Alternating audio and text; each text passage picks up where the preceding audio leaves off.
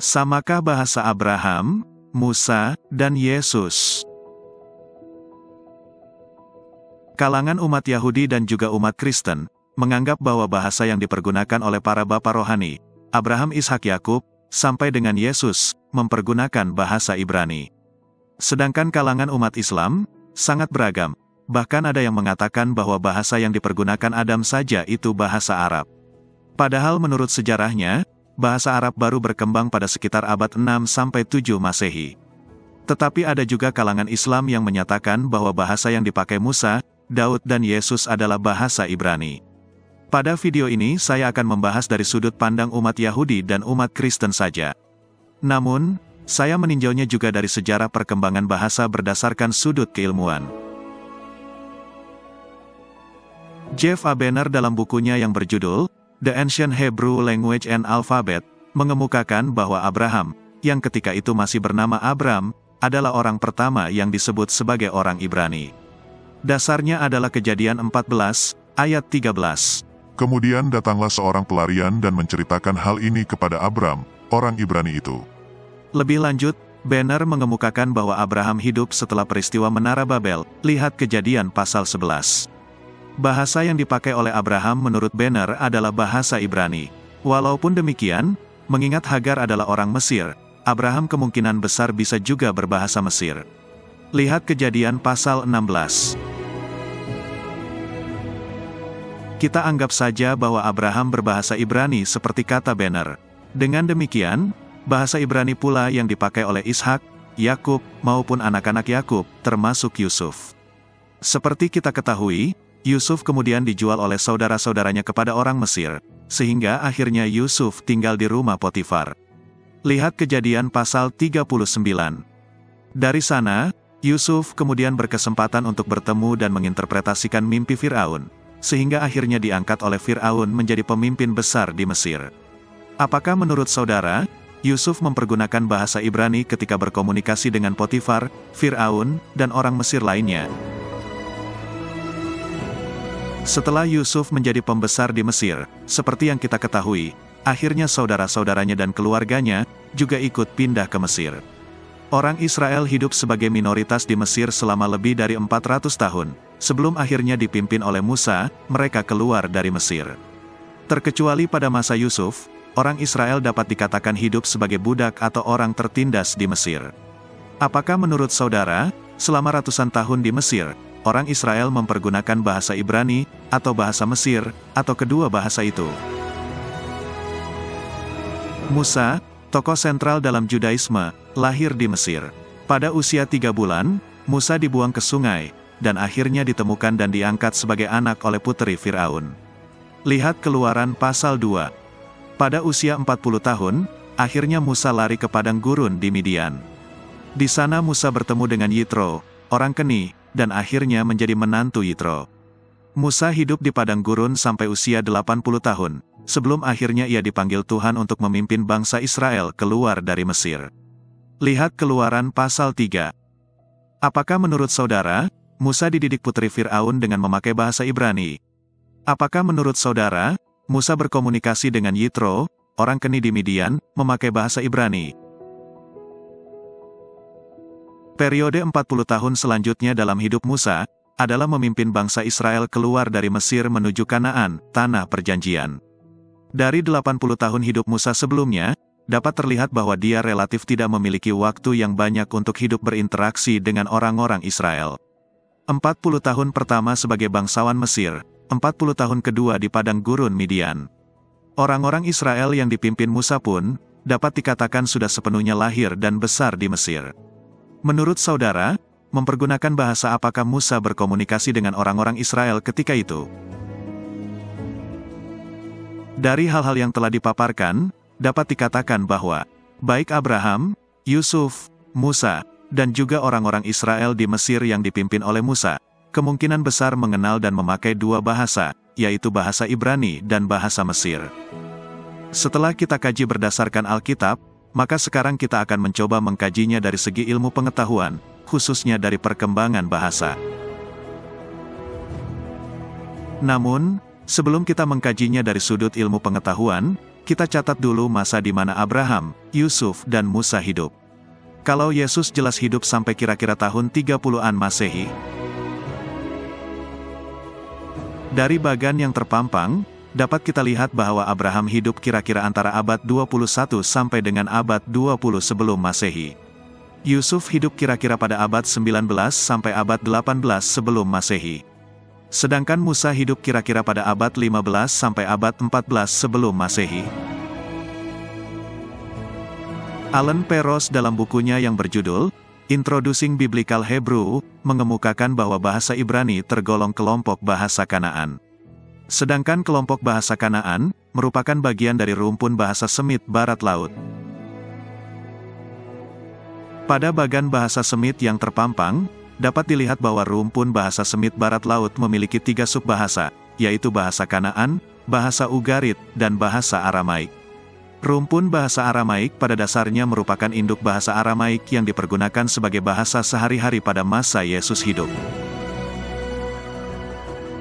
Bahasa Semit itu sendiri, sejajar dengan bahasa Mesir. Keduanya merupakan bagian dari bahasa Proto-Afro-Asia. Terkait dengan bahasa Mesir yang sangat mungkin diketahui, dan dikuasai oleh Abraham, Yusuf, maupun Musa, ketiganya hidup pada masa bahasa Mesir Pertengahan. Pada masa itu di Mesir sudah berkembang aksara hieroglif. Sekarang kita lihat kronologi perkembangan bahasa Semit. Dari bagan kronologi bahasa Semitik tersebut, dapat terlihat bahwa bahasa Ibrani baru berkembang pada abad 13 sampai abad 12 sebelum Masehi. Perkembangan bahasa Ibrani tersebut baru terjadi setelah masa Abraham, Yusuf, dan juga Musa.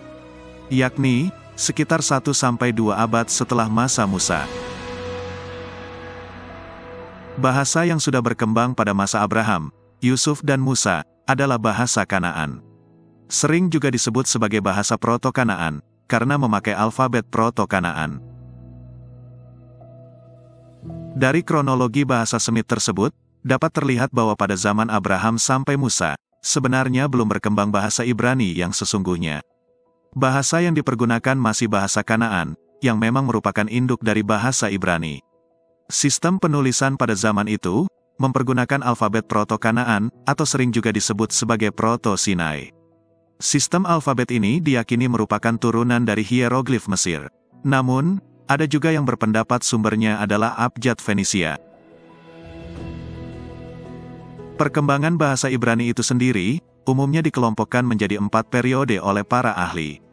Pertama, periode Ibrani Alkitab, diperkirakan bermula pada abad ke-10 sebelum Masehi, hingga sekitar tahun 70 Masehi. Di mana saat itu terjadi pengepungan Yerusalem, dan penghancuran Bait Allah kedua. Alfabet yang dipergunakan adalah Paleo-Ibrani.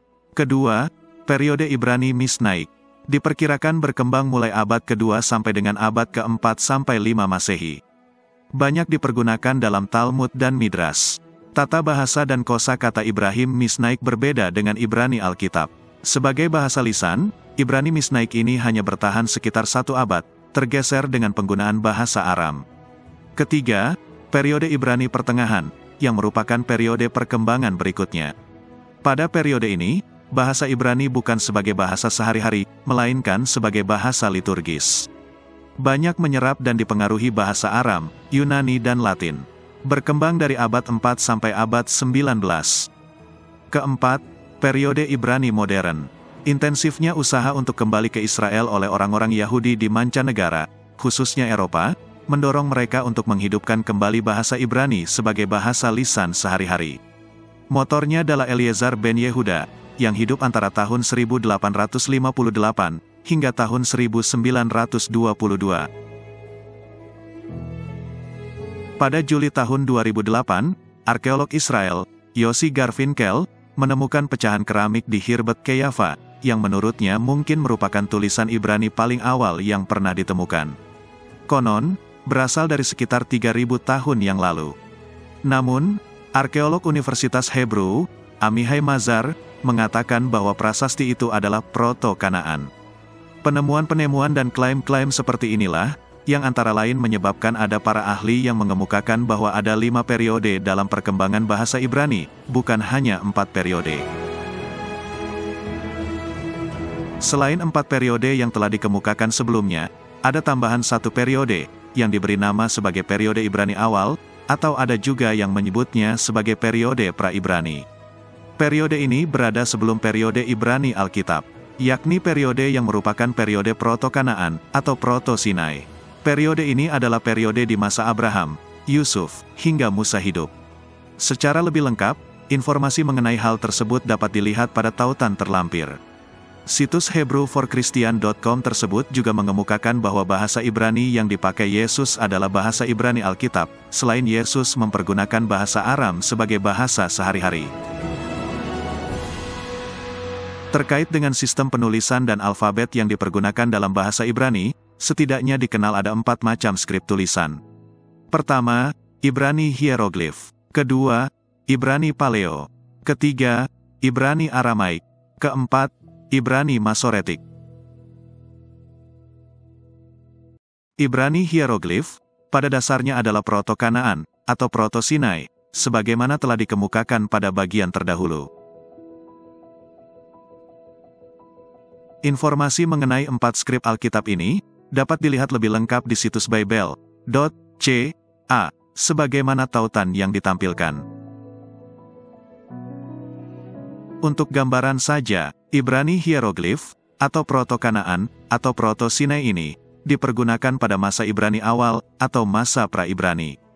Ibrani paleo adalah alfabet yang dipergunakan pada masa periode Ibrani Alkitab. Sedangkan Ibrani Aramaik dipakai sekitar masa periode Ibrani Misnaik.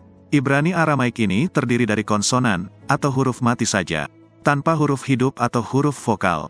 Baru pada Ibrani Masoretik yang berkembang sejak abad ke-6, dipergunakan tanda baca yang menyatakan huruf vokal, atau huruf hidup. Sebenarnya, jenis-jenis tulisan Ibrani lebih banyak lagi variasinya, ada huruf Ibrani kursif untuk tulisan tangan, dan sebagainya. Namun, 4 jenis skrip yang telah dikemukakan, kiranya dapat memberikan gambaran secara garis besar. Menurut informasi di situs Bible.ca, 10 perintah Tuhan pada 2 loh batu yang diterima Musa, alfabet Proto-Kanaan, atau Proto-Sinai, yang dipergunakan. Dari paparan-paparan pada video ini, antara lain dapat kita rangkum sebagai berikut. Abraham, Yusuf, hingga Musa, sesungguhnya memakai bahasa Kanaan yang dianggap sebagai bahasa Ibrani awal. Alfabetnya Proto-Kanaan. Mereka juga mempergunakan bahasa Mesir. Sedangkan Yesus mempergunakan bahasa Ibrani Alkitab, selain mempergunakan bahasa Aram.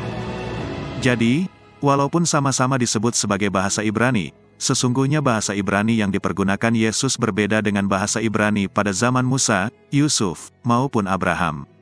Bahkan, ada kemungkinan bahasa Ibrani yang dipergunakan oleh Musa mungkin berbeda dengan bahasa Ibrani yang dipakai Abraham, walaupun sama-sama tergolong bahasa Kanaan. Pada zaman Musa, pengaruh bahasa Mesir mungkin sudah lebih banyak. Sebagai akhir kata, izinkan saya untuk mengatakan, berbeda pandangan, maupun berbeda pendapat, adalah sesuatu yang wajar. Itu dapat memperluas wawasan, bahkan tidak jarang mendorong munculnya inovasi.